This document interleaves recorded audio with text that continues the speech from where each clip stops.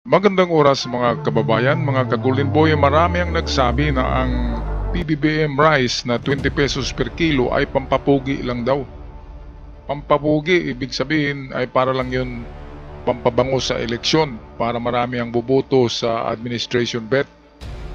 Ngayon ay wala hindi yun nagamit sa eleksyon dahil sa hindi nga pinadistribute ng COMELEC during itong 1 week span of time na eleksyon ay walang distribution ng bigas. Kaya 2 araw lang na napakinabangan ng mga tao ang bigas na 20 pesos per kilo kasi pinatigil at muling bumalik after 1 week matapos ang eleksyon. Kaya ang COMELEC ang may kasalanan dun Kaya walang epekto sa eleksyon yung bigas na 20 pesos per kilo, pero merong epekto sa tiyan at sikmura ng mga mahihirap na Pilipino. Ngayon, ito ang mas maganda pang plano ni PBBM dahil dadalhin niya sa next level ang 20 pesos na bigas na ito ay kanyang palalawigin at gumawa siya ng mga strategy na mapanatili ito at ma-maintain. Para naman ay napakalaking tulong sa bawat kusina ng bawat tahanan na mayroong 20 pesos per kilo na bigas. Alright, so ito ang balita atin panurin, courtesy sa atin ng UNTV. Ano ba ang partikular na ginawa ni dating Pangulong Ferdinand Marcos Sr. na gustong ibalik naman o gayahin ni PBBM ngayon? At bakit ngayon nasa kalagitnaan na siya ng kanyang panunungkulan niya ito gagawin? Magandang gabi, June. Ito nga yung sa 3 taon na lang ng termino ni Pangulong Ferdinand Marcos Jr. ay ayon sa Pangulong Marcos, nais niyang ibalik yung dating trabaho ng ginagawa ng National Food Authority o NFA noong panahon pa ng pamamahala sa bansa ng kanyang ama na si dating Pangulong Ferdinand Marcos Jr. Alam nyo, nung unang tinayo yung NFA, ang trabaho ng NFA, bumibili kapag panahon ng ani. Sinabi rin ng Pangulo, ang NFA ang direktang bumibili ng mga paki mula sa mga magsasaka at walang ibang middleman na makikialam sa bentahan. Ayan, so tamang-tama na plano yan na ibalik ni PBBM ang strategy ng NFA na panahon ng kanyang ama. Dahil sa NFA noon mismo, ang National Food Authority, ay merong mga tauhan yan na pumupunta sa mga bukirin, sa mga palayan, sa mga farmers, at sila mismo ang bumibili ng mga palay, pinagiling, ang NFA na rin ang nagpagiling, at nagiging bigas na handa ng saingin. Ang nangyari kasi ngayon sa NFA ng panahon ngayon, ay merong mga middleman, which is ang middleman ay mga businessman na pumupunta sa palayan and then sila yung bumili ng bigas at dinala sa NFA na budiga ng gobyerno. Kaya mayroong isang taong nakikinabang, yun yung middleman. Kaya yun ang dapat mawala, yung middleman, para hindi magmahal ang bigas, ang NFA na bigas.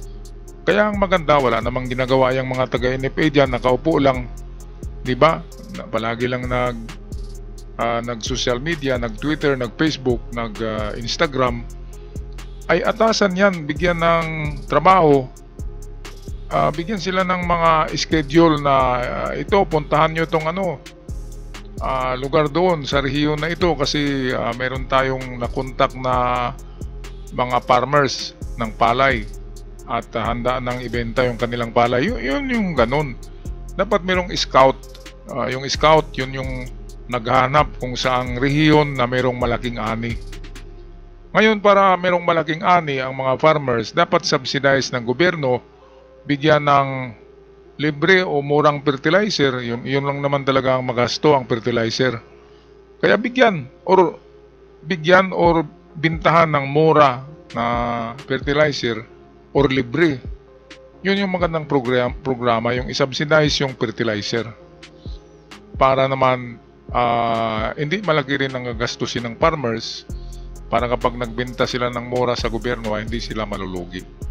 So yun yung ano dapat gawin ng gobyerno. Subsidize the local farmers ng bigas para maganahan naman sila na magtanim at mag-ani nito. At meron silang kunting profit dahil nga subsidize sila sa gasto sa pagtanim at pag-alaga ng palay hanggang sa ito'y ma-harvest. Alright, balik tayo dito sa magandang balita. Napalawigin ni PBBM hanggang sa katapusan 2028. Ang sabi ni PBBM, hanggang 2028 ang bigas na 20 pesos per kilo. Hindi ganoon kataas ang bentahan ng bigas sa pamilihan. Pagka naman tag-araw, pwede naman, magbebenta naman sila para hindi naman tumaas masyado yung presyo ng bigas para sa mga consumer natin. Nawala yung sistemang yon sa tagal ng panahon. Tapos pinalitan yung trabaho ng NFA, naging importer. Sabi ko, hindi naman dapat ganon. Kaya binabalik natin sa dating gawin na yung NFA na bumibili, tinitignan yung presyo para maganda ang presyo sa pagbili sa inyo ng palay. Ayan, so importer na pala ngayon eh.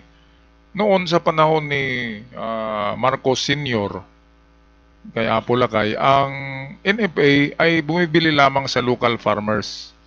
Ngayon ang nangyari ay nag-import na tayo eh. Bumibili na tayo sa Vietnam, sa China, ang NFA. Kaya hindi nag-subsidize siya sa local farmers. Kaya ang bigas natin ay mahal. Kasi nga, ang gastos ng fertilizer ay galing mismo sa magsasaka. Ngayon, yung mga binibigay diyan sa mga akap-akap na yan, kung ano-ano lang na pinamimigay na walang kabuluhan, di ba? I-subsidize yan sa farmers yung pera diyan. Para pagbalik ng bigas ay mura at marami. Kasi maraming magtanim eh kapag subsidize ang gastos sa lalo na sa fertilizer, ay marami talaga ang magtatanim ng palay kapag malaki ang kita ng farmers. Kaya ang subsidy ang kulang sa gobyerno, dapat bigyan ng libreng fertilizer ang mga rice farmers para mura din ang kanilang pagbenta nito. At wag nang bumili doon sa Vietnam, sa China. Ang gawin, marami namang public lands, di ba? Maraming public lands. Kaya lang ay inaano yan, ang mga public lands na malalaki, na hektarya-hektarya ay inaangkin na yan ng mga mayayaman. Inaangkin, pinagawa ng titulo. Ang iba ay gumagawa pa ng deklarasyon, di ba? Kaya yun ang dapat. Ang gobyerno dapat ang kukuha ng mga malalaking public lands at gawing agricultural, gawing rice field. Yung mga walang trabaho diyan sa mga departamento ng Department of Agriculture, dapat magtanim yan. Magtanim sila ng bigas, ang laki-laki ng maigdat ng palay, ang laki-laki ng sweldo eh. Sila yung magtanim, bibili sila ng traktor para wala ng kalabaw, kasi mahirap ang kalabaw yan mahirap i-maniobra ang kalabaw, so bumili ng traktor at magsweldo rin ng traktor operator, di ba? At magtanim yung mga taga-Department of Agrarian. Lumaki na ang mga tiyan eh. Ano bang ginagawa diyan? Wala naman yata. Sa Department of Agrarian. Hello? Ano bang ginagawa diyan? Yun ang dapat tingnan. Department of Agrarian, DA. Ano ba bang kaakibat niya na departamento? Yung taga-DNR, wala rin ginagawa niyan eh. Survey ng survey lang. Kung walang survey, nakaupo lang eh. So bigyan ng trabaho yan. Punta sa palayan, magtanim. Yung mga tauhan dyan sa DNR. Kasama ng Department of Agrarian. Bureau of Fisheries Aquatic Resources, anong ginagawa niyan? Bureau of Fisheries, walang fish fund eh. Hindi man lang nagbigay ng subsidy sa mga fisherman. Di ba? Sinisweldohan yan eh, yung Bureau of Fisheries Aquatic Resources. Anong ginagawa? Walang libreng kung mayroong mga libreng mga seedlings ng mga isda ay kukunti lang. Tapos wala silang produkto na isda. Dapat yung mga Bureau of Fisheries ay meron silang mga malalaking fish fund. Pwede namang magpa-subsidize sa gobyerno, di ba? Gagawa ng maraming fish fund, tilapia or bangus, para naman makabenta ng mga murang isda. Ngayon mayroon ng murang bigas, so murang isda naman dapat sana ang gagawin ng taga Bureau of Fisheries and Aquatic Resources ay gumawa ng malalaking fish pond para makapagbenta ng murang isda. Para meron namang ulam doon sa murang bigas. Di ba mga kababayan, ano sa tingin nyo?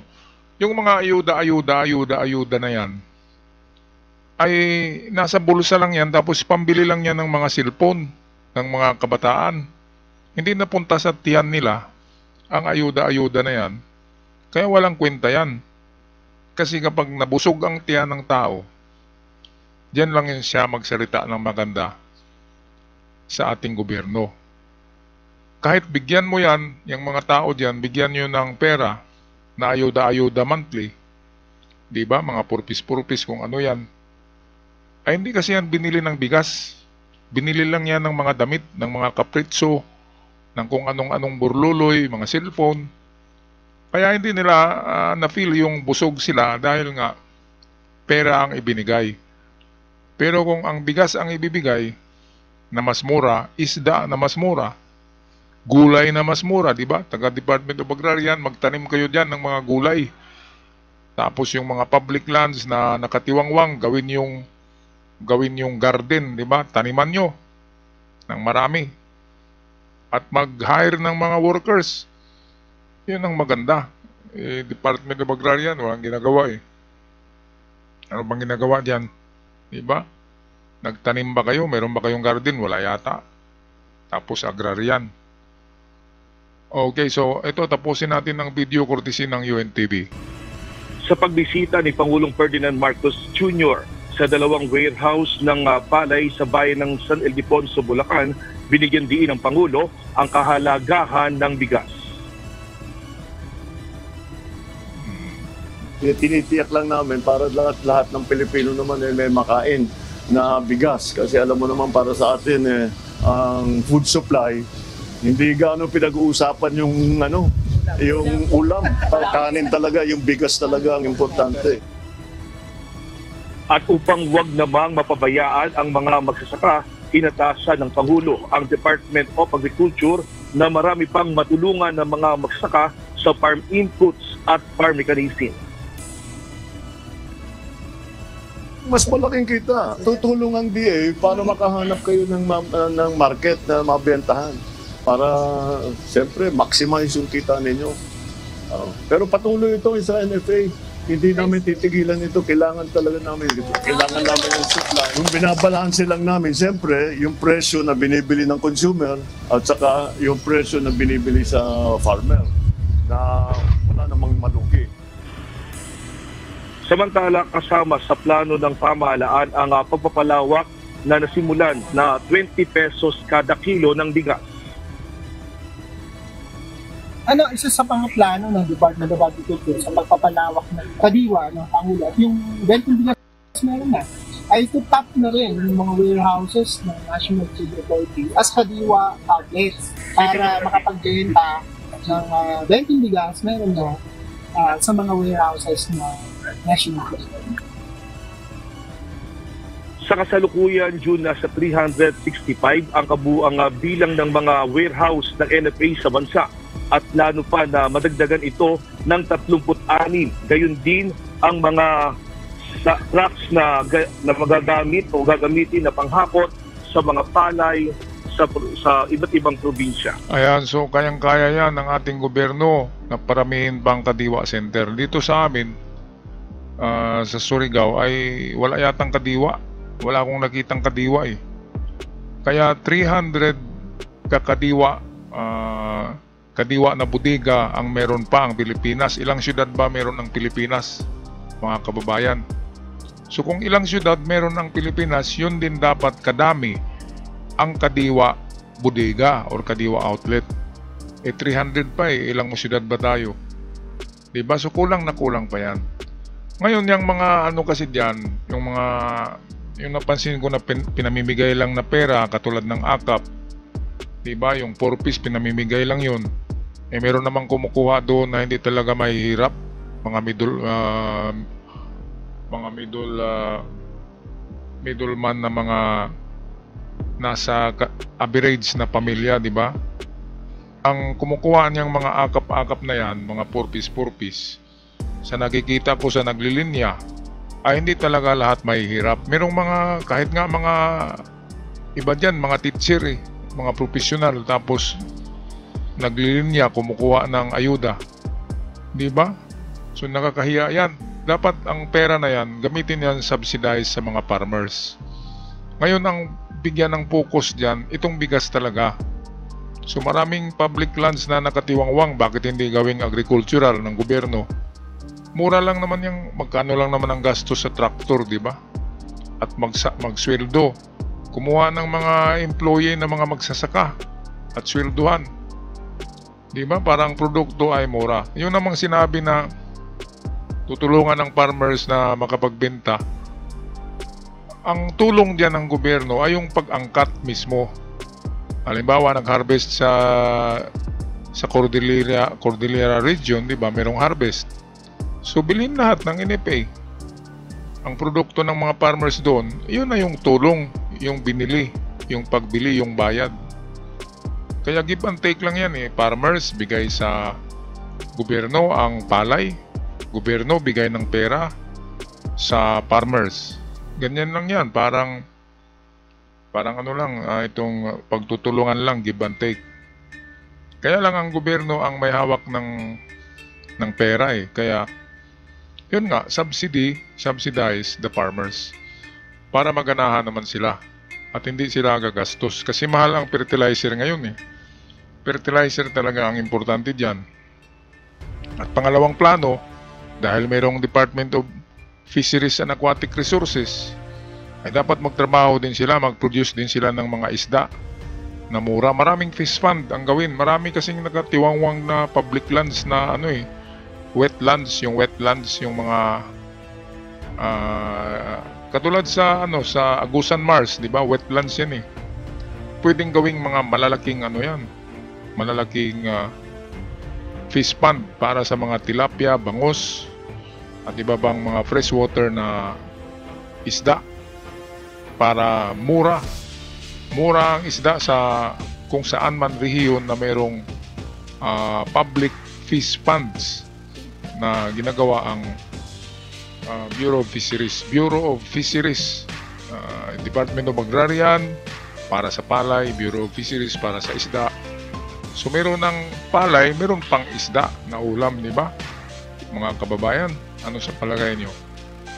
Magandang plano kasi ang gobyerno noon pa man na hindi yan nakatutok sa hindi talaga nakatutok sa basic consumption na pagkain.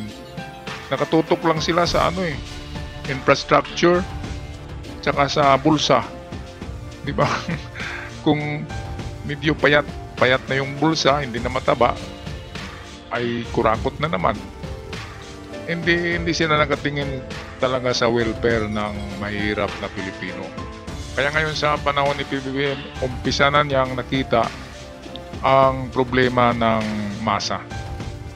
Kaya nga tama na kumuha siya ng isang gabinete na galing sa masa sana para makapagbigay sa kanya ng mga recommendation kung anong gawin para sa ikaliligaya at ikabubuti ng masang Pilipino. Alright, so kung magpaalam na mga kababayan, mga ka-Golden Boy, maraming salamat sa lahat at huwag kalimutan mag-subscribe sa ating channel. Maraming salamat.